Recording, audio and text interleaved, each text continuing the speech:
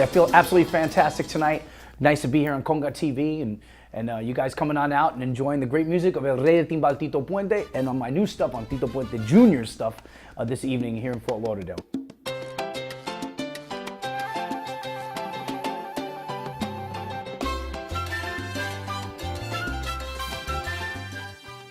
I just recently did Dancing with the Stars. I got to thank Cheryl Burke, and she did a fabulous job and that great routine. And thank you for being influenced by my father and my music. And it was a fantastic opportunity for me to showcase Tito Puente Jr. style of playing, and it really kept the tradition of ballroom dancing. And I think that's what's missing a lot in America, that Latin ballroom dancing. It really was the essence of the Mambo era back in the 1950s in New York City, the Palladium.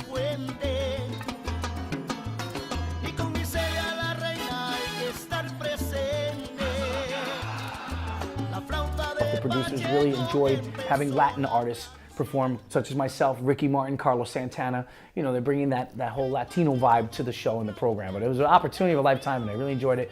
Hey, maybe one day I'll be a contestant.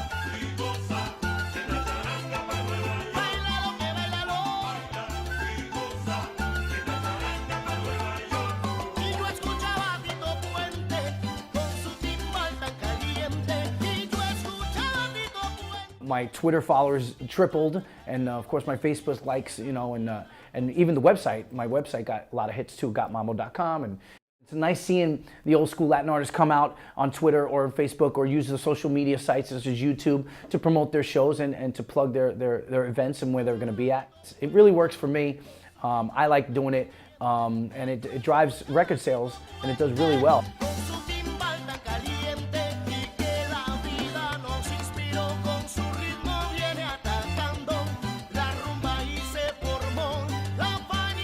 See the show. This is the album. It's called Got Mambo. Of course, you can pick it up as Conga TV producers have.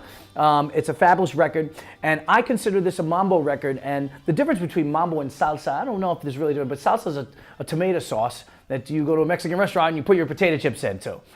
Salsa tomate goya, we say in Spanish.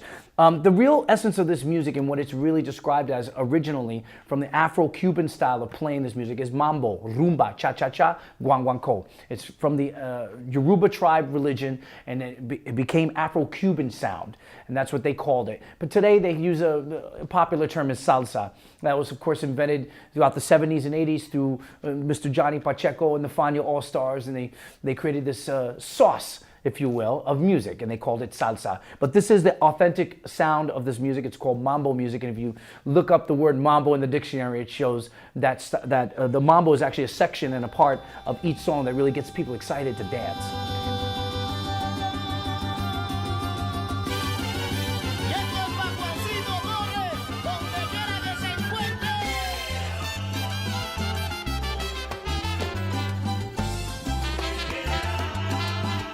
I did this album called In My Father's Shoes and Los Pasos de Mi Padre, and I did all Tito Puente songs. And it was all the hit songs that he had from the 1950s all the way through the 70s, and it's really, it was something from my heart. I was a little nervous about doing it, but it was my first dabble into the salsa mambo music world. And I'm proud to say it did fabulous. It was a great record, and we did some great touring from it. And they did a BET special, and they really enjoyed, and it combined the two worlds, you know, of Americano music and Latin music, and it really shined really well for me. It was probably one of my better records that I've made throughout the years, and I was really proud of it.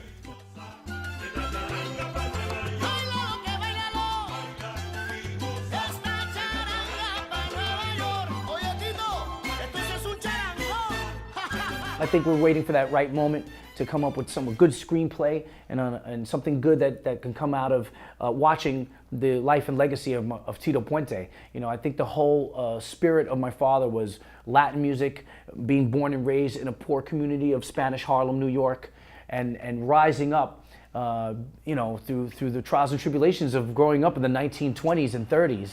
So we're still looking, but Hollywood's looking at us, and we're happy to say that hopefully, cross our fingers, that someone will come up with a great script.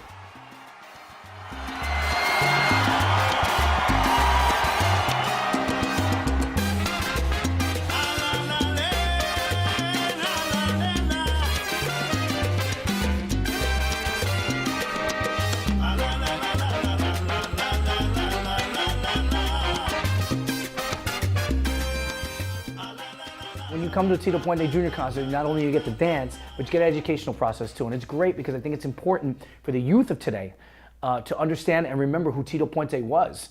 A lot of the kids today never heard of Tito Puente. They heard of Junior, but they were like, where does this music come from and where do you come from? And I try to bond the two worlds together by making some of his songs from the 1950s into a modern way.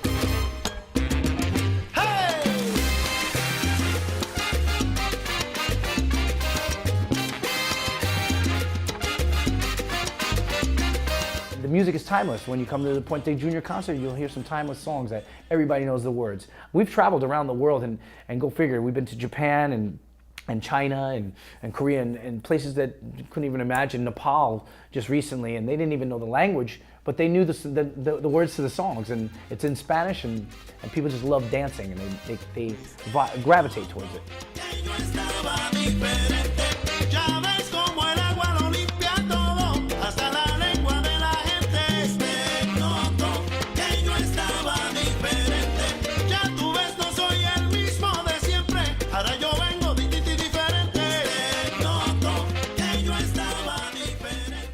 My father has always been the crossover king. Not only the Mambo king, but the crossover king. They used to ask, Mr. Puente, what do you think about crossover? My father would say, crossover, man, I'm on my way back. I crossed over years ago. So I think he was the ambassador of opening up the doors for the likes of Ricky Martin and Mark Anthony and Jennifer Lopez and all these great artists that we have today. Tito Puente and Celia Cruz were the icons and the pinnacles of that sound, of that era.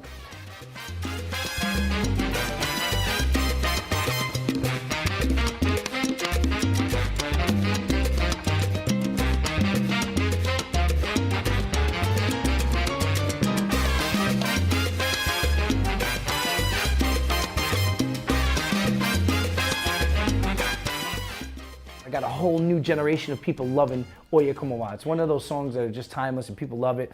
I heard it in a karaoke bar one night. I heard it in an elevator. You hear it in the most amazing places. You'll hear Oye Como Va. I think I heard it on an airline one time. Like I was checking in. I was like, is that Oye Como Va?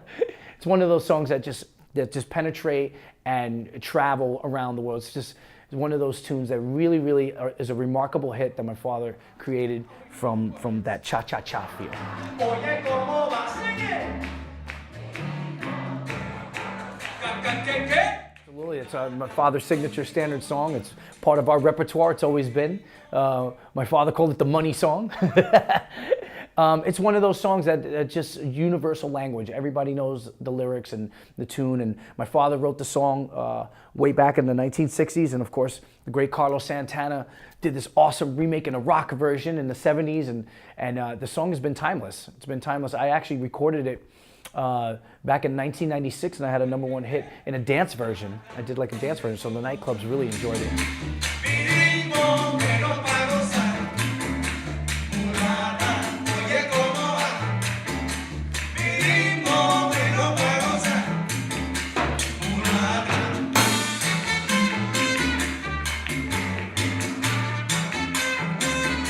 He didn't like it in the beginning. He was like, hey, this is Mexican guitar player from California playing my music. And then I think the story was my father, I guess they got together through a gentleman by the name of Bill Graham, which was Carlos Santana's manager at the time. And my father knew Bill from back in the Borscht Belt era, and he was a Mambo fan. And he would love Tito Puente, and I guess that's how kind of it all came together. But my dad wasn't too fond of it. But then I guess the story is that he got a royalty check that had a lot of zeros on it. So he says, no problem, I'll play some Santana music.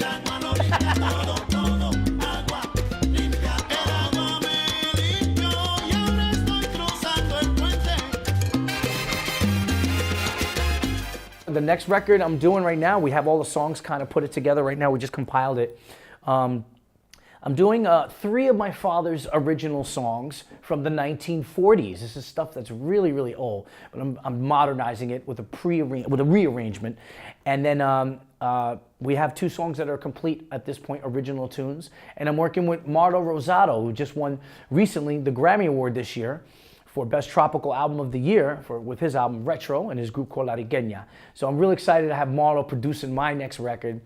He produced this one, of course, and my other one, In My Father's Shoes. I've been working with Marlo for about 15 years now, and you'll see him tonight on piano. He's an absolutely phenomenal musician, and really exciting moment right now for Tito Puente Jr. The album should be out by June.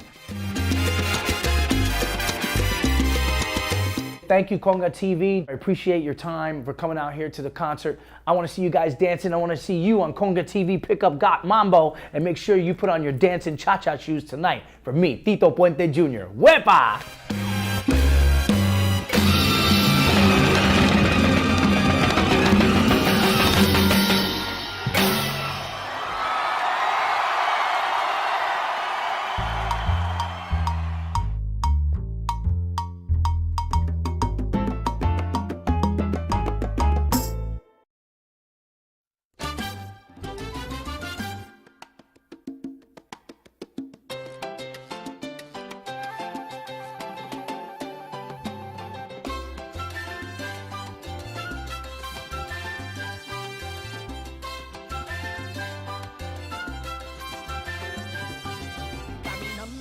Las calles de mi querida Nueva York, recordando travesuras que de joven hacía yo, cuando me escapaba por la ventana para ver a las orquestas hasta la madrugada.